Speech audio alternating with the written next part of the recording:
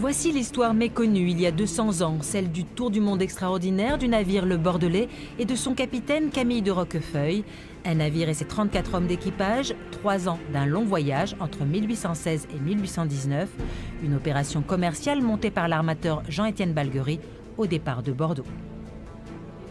Et il voulait aller chercher des peaux de loutre de mer et du bois de santal dans les îles du Pacifique.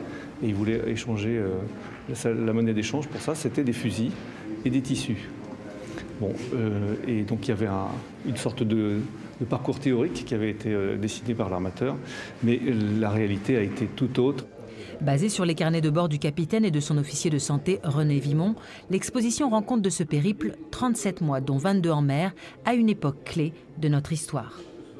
C'est un petit bateau qui a été témoin du basculement du monde qui avait lieu à cette époque, de la dislocation de l'Empire espagnol, de la montée en puissance des États-Unis, la fin de l'Alaska russe, le développement du marché chinois.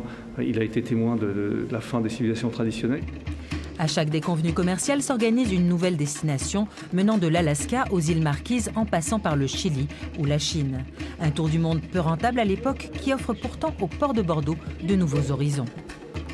Roquefeuille, c'est un exploit, c'est une épopée extraordinaire qui va ouvrir la route à tout le 19e siècle, à tout un tas d'autres armateurs qui vont tous partir ensuite poursuivre cette épopée en allant s'installer à Valparaiso, en allant s'installer à Saïgon ou en Nouvelle-Calédonie.